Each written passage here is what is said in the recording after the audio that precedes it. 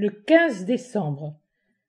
Jésus dit « Beaucoup et même trop de gens se croient permis d'élever la voix en mon nom pour s'adresser à leurs frères. Il est facile de donner des leçons, mais il est bien plus ardu de jouer le rôle des élèves. Il est vraiment difficile d'être un élève patient, il est même dangereux d'être un élève obéissant à tout donneur de leçons. Ne sois pas surprise de ce que je te dis là. L'obéissance est sainte, mais l'on ne doit jamais être inintelligent. Davantage, il faut demander à l'intelligence d'éclairer l'intelligence de chaque individu, de la guider. Viens, Esprit créateur, visite l'esprit de tes fidèles. Ô Dieu, qui as instruit le cœur de tes fidèles par la lumière de l'Esprit Saint, accorde-nous de discerner ce qui est bien selon le même Esprit Saint et de jouir toujours de sa consolation. Ne vous ai-je pas dit plusieurs fois à vous tous, par le biais de ce que j'ai enseigné aux apôtres et aux disciples, que vous auriez l'Esprit Saint comme maître et comme guide pour toutes les choses supérieures, ainsi que pour celles supérieures aux ordinaires? On prie trop peu cet amour ineffable, cette lumière divine, cette intelligence parfaite, notre troisième personne, qui en crée et complète la nature unique et trine.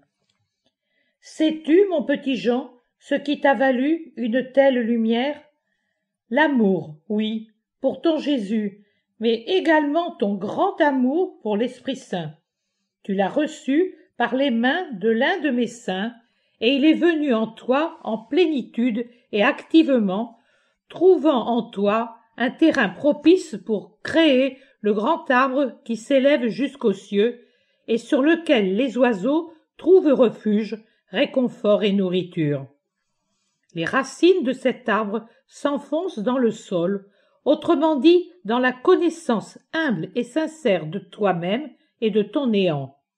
Il se nourrit d'humilité, unique humus vraiment favorable à cet arbre de sainteté dont les frondaisons s'élèvent vers l'amour, vers le soleil qui réchauffe et se ramifient dans un rayon toujours plus large pour devenir amour pour ses semblables. En raison de ton amour pour l'Esprit Saint, depuis ta première rencontre avec lui, il t'a aimé d'un amour tout particulier, il t'a protégé et formé, il t'a guéri de l'humanité, sauvé, guidé et élevé. Il t'aime. Tu vis dans le faisceau de sa lumière. Que cette certitude que je t'apporte te soit toujours réconfort et joie. Tu es vraiment fille de notre Trinité, car tu nous as aimés, nous, le Père, le Fils et l'Esprit, trine et un, comme peu de chrétiens. Et tu es aimé d'eux, tu es aimé d'eux.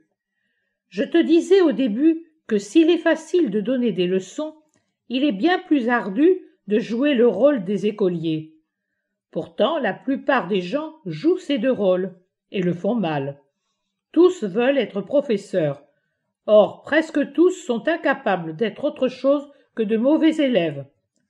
Un grand nombre, en effet, n'obéit ni aux hommes ni à la parole que Dieu leur inspire. D'autres, au contraire, obéissent passivement aux hommes sans me consulter au préalable.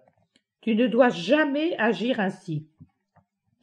En ce qui concerne les donneurs de leçons, que d'Éliphaz, que de Bildad, que de Sophar il y a sur la terre, comme ils savent faire la grosse voix au pauvre Job. Mais eux, s'ils se trouvaient dans la situation de Job, ils seraient plus terrifiés et pétrifiés qu'un poussin fasciné par un serpent.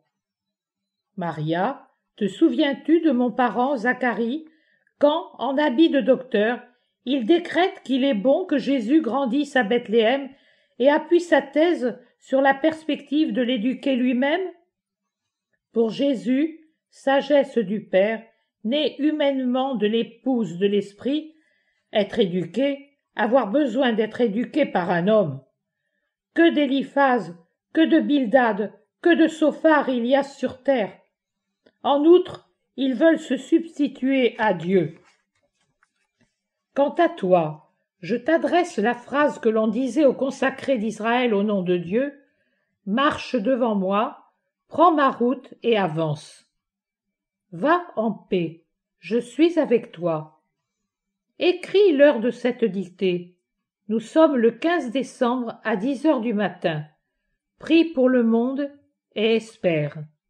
Je te bénis.